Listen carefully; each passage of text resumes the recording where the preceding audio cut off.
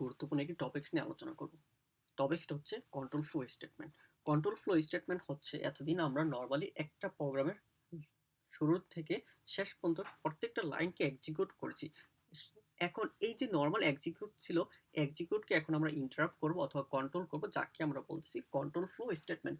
কয়েকভাবে এই control flow করা আছে। আজকে আমাদের আলোচনার বিষয় হচ্ছে if else statement. If else নাম থেকে বোঝা যাচ্ছে এটা একটা যুক্তিযোগ্য কোনো ব্যাপার হতে পারে। চলেন আমরা একটা ইমেজ থেকে বিষয়টা বোঝার চেষ্টা করি।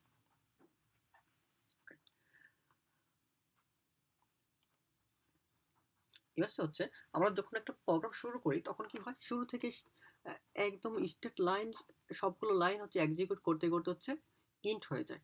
কিন্তু আমাদের এই ইফ এলস কন্ডিশনের বেলায় বা স্টেটমেন্টের বেলায় হচ্ছে আমরা প্রয়োজন অনুযায়ী আমরা কিছু শর্ত দিব, যে শর্ত সত্য হয় তাহলে আমরা কোনো কাজ করব, কাজ করে প্রোগ্রামটা ক্লোজ করে দিব। যদি একটা শর্ত সত্য না হয় তাহলে আমরা পরবর্তীতে আরেকটা শর্ত চেক করব। যদি ওই শর্ত সত্য হয় তাহলে হচ্ছে আমরা কাজ করব, কাজ করে প্রোগ্রামটা শেষ করে দিব। আর যদি সেই শর্তটা সত্য না হয় তাহলে পরবর্তীতে আমরা এরকম আরো শর্ত দিয়ে চেক করতে থাকবো। আমাদের প্রয়োজন অনুযায়ী বিভিন্ন শর্ত চেক করব, যে সেই শর্ত সত্য হলে কাজ করব, অন্যথায় আমরা নিচের দিকে চলে যাব। এবার যদি আমরা একেবারে কখনো শর্ত সত্য না হয়, হয়তো বা আমাদের যেই শর্ত নিয়ে আমরা কাজ করতেছিলাম সেই রিকোয়ারমেন্ট ম্যাচ হয়নি, তাহলে সবার শেষে হচ্ছে আমরা শেষ করে দেবো।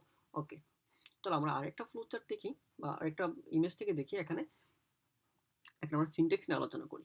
আমাদের পাইথনে কিভাবে এই ইফ এলস স্টেটমেন্টটা লিখতে হয় সেটা হচ্ছে, প্রথমে আমাদের লিখতে হয় ইফ, তারপর যে কোনো কন্ডিশন দিতে হয়, তারপর দিতে হয় কোলন। কোলন দেওয়ার পরে এই কন্ডিশন দিয়ে সত্য হয় আমরা যে কাজগুলো করব সেই স্টেটমেন্টটা এখানে লিখতে হয়। কিন্তু লেখার সময় মনে রাখতে হবে আমরা যে ইফ যেখানে লিখেছি সরাসরি তার নিচে লেখা যাবে না, তার থেকে এক স্টেপ ভিতরে, অর্থাৎ এক স্টেপ ভিতরে লিখতে হবে। এইটাকে বলে ইন্ডেন্টেশন। ইন্ডেন্টেশন কোথায় ব্যবহার করব? এই কন্ডিশন দিয়ে সত্য হয়, সত্য হলে যে স্টেটমেন্টটা আমরা প্রয়োগ করব বা ব্যবহার করব সেই জিনিসটা আমাদের এক স্টেপ ভিতরে লিখতে হবে। ওকে, যদি এই কন্ডিশনটা সত্য না হয় তাহলে অন্য কি কন্ডিশন আসতে পারে সেটাকে আমার লেখার জন্য লিখতে হবে ইলিফ। ইলিফ মানে হচ্ছে আর যদি। আর যদি কি একটা কন্ডিশন, এই কন্ডিশন যদি সত্য হয় তাহলে আমরা যে স্টেটমেন্ট, যে কাজটা করতে চাই সেটা আমরা এই ইলিফ থেকে এক ট্যাব ভিতরে লিখবো। ওকে, এরকম প্রয়োজন অনুযায়ী আমাদের আরো কন্ডিশন হতে পারে, সেই কন্ডিশনগুলো আমরা এখানে দিব। আর সবার শেষে ওপরে কোনো কন্ডিশনই যখন সত্য না হবে তখন হয়তো আমাদের একটা কমন একটা মেসেজ আমার তাদেরকে দিয়ে দিতে হবে, বা একটা স্টেটমেন্ট থাকবে সেটা আমরা তাকে দিয়ে দিব। চলুন আমরা একটু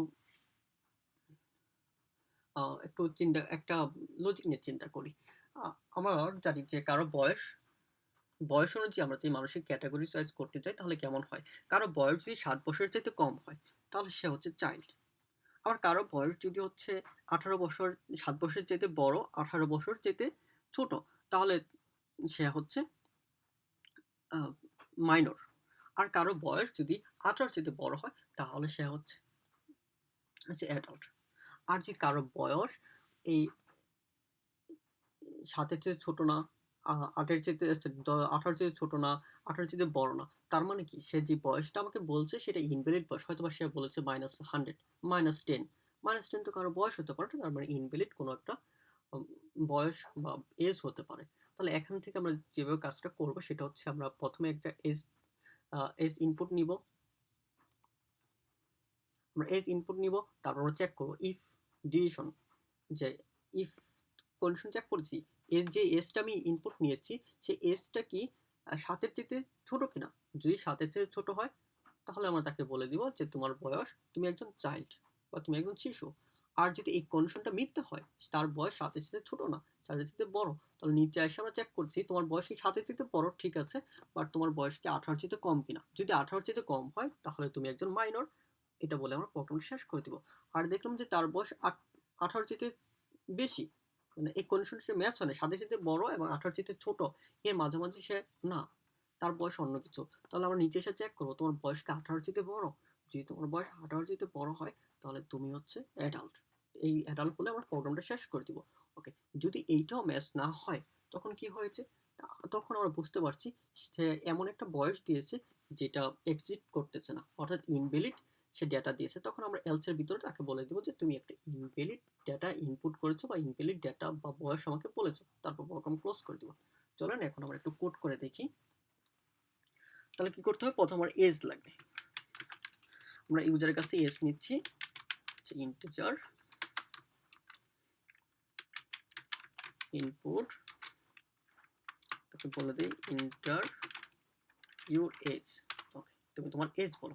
তারপর আমরা প্রথম চেক করো ইফ যদি এজ গ্রেটার দেন, এজ যদি হচ্ছে জিরোর চেয়ে বড়, and age less than equal 7, যদি বয়স যদি জিরোর চেয়ে বড় হয় এবং 7-এর চেয়ে সমান অথবা ছোট হয়, তাহলে কি হবে? সে একজন চাইল্ড। তাহলে আমরা তাকে বলে দিই print say is a child, তুমি একজন child.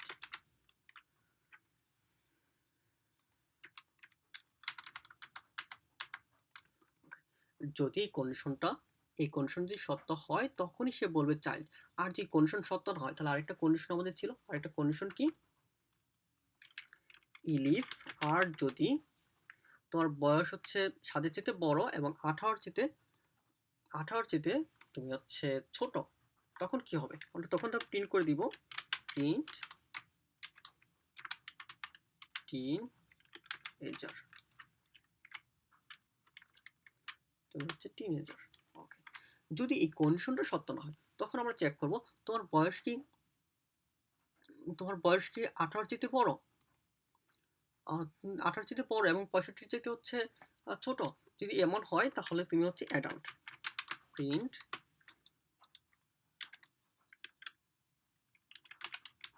Adult.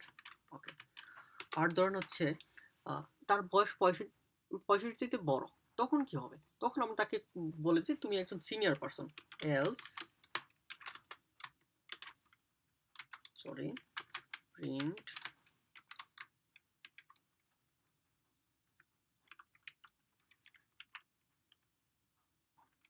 Senior citizen. Okay, চলো আমরা একটু রান করে দেখি প্রোগ্রামটা কি আউটপুট আসে। ওকে, সে আমার কাছ থেকে নিতে যাচ্ছে। আমার আমি কোনো একটা ইনপুট দিলাম 21, বলেছে আমাকে অ্যাডাল্ট। আবার আমি রান করে দিই। আচ্ছা, এখানে একটা বিষয় বোঝার আছে যে আমি এই দিয়েছি হচ্ছে 21, সে আমাকে শুধু অ্যাডাল্ট প্রিন্ট করেছে অ্যাডাল্ট, কিন্তু এই যে বাকি যে teenager, adult, sorry children, teenager, adult, senior citizen, এগুলো তো আমি প্রিন্ট করতে বলছি, কিন্তু এই লাইনগুলো কেন এক্সিকিউট হয়নি? এটাই হচ্ছে আমাদের কন্ট্রোল ফ্লো স্টেটমেন্টের কাজ। কিভাবে কাজটা হয়েছে? আমাদের কন্ট্রোল ফ্লো ইফ এলস স্টেটমেন্টের কাজটা হচ্ছে যদি কোনো কন্ডিশন সত্য হয় শুধুমাত্র ওই স্টেটমেন্টে কাজ করবে, অন্য কোনো স্টেটমেন্ট কাজ করবে না। তাহলে দেখেন আমাদের প্রথম আমাদের ইনপুট আসছিল 21, আমরা একটু এস সমান পাইছি আমরা হচ্ছে 21। তাহলে এখানে সে চেক করলো এসটা কি জিরো চাইতে বড়? হ্যাঁ, জিরো চাইতে বড়। অ্যান্ড এসটা কি 7-এর চাইতে ছোট? না, সে জিরো চাইতে বড় ঠিক আছে, কিন্তু সে 7-এর চাইতে ছোট না।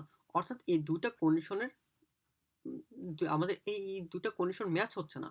যদি ম্যাচ না হয়, অর্থাৎ এই কন্ডিশন যদি সত্য না হয়, সেক্ষেত্রে আমাকে প্রিন্ট করে দিচ্ছে যে সেক্ষেত্রে আমার এই স্টেটমেন্টের ভিতরে যাচ্ছে না।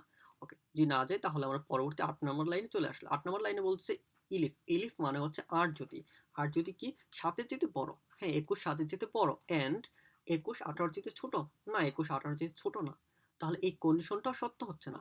যার কারণে এই প্রিন্ট টিনেজারের মধ্যে সে কাজ করছে না, অর্থাৎ সে 9 নম্বর লাইনটাকে ইগনোর করতেছে। পরবর্তী সময় সে 10 নম্বর লাইনে আসলো। 10 নম্বর লাইনের স্টেটমেন্টটা কি, যে ইলিফ মানে আর যদি এস 18-র চেয়ে বড় হয় এবং এস 65-র চেয়ে ছোট, তাহলে সে হচ্ছে অ্যাডাল্ট। দেখেন আমাদের এই 21 কি 18-র চেয়ে বড় এবং 65-র চেয়ে ছোট, তাহলে কি হলো? সে এই স্টেটমেন্ট এই কন্ডিশনটা সত্য হলো এবং সে এই অ্যাডাল্ট প্রিন্ট করেছে। ওকে, তারপর যেহেতু অ্যাডাল্ট প্রিন্ট করে ফেলছে, এখন আর অন্যথায় চেক করা দরকার নেই, কারণ সে তো একবার কন্ডিশন সত্য হয়েছে, কাজ করেছে, আর তার নিচে এগুলো সে হচ্ছে ইগনোর করে ফেলছে। ওকে, আমরা যে আবার ইনপুট নিয়ে অন্য একটা কিছু, ধরো এবার ইনপুট নিয়েছি হচ্ছে 85। এখন সে বলতেছে সিনিয়র সিটিজেন। কেন সিনিয়র সিটিজেন বলতেছে? দেখলো 85 কি জিরো চেয়ে বড়? হ্যাঁ, জিরো চেয়ে বড়, কিন্তু সে 7-এর চেয়ে ছোট না। ওকে, এর জন্য সে চাইল্ড বলতে পারছে না। আবার 85 কি 7 এর চেয়ে বড়? হ্যাঁ, 7 এর চেয়ে বড়, কিন্তু 18 চেয়ে ছোট না। যার কারণে সে টিনেজার বলতে পারছে না। আর 85 কি 18 চেয়ে বড়? হ্যাঁ, বড়। 65 চেয়ে ছোট? না, 65 চেয়ে ছোট না। এজন্য সে অ্যাডাল্ট বলতে পারছে না। যেহেতু এই কোনো কন্ডিশনে সে ম্যাচ করে নাই, সে সবার নিচে এসে বলল, ঠিক আছে তাহলে আমি সিনিয়র সিটিজেন। ওকে। আমরা যে আরেকটা কন্ডিশন চেক করি, কারো বয়স হচ্ছে 2 বছর। তাহলে কি হচ্ছে?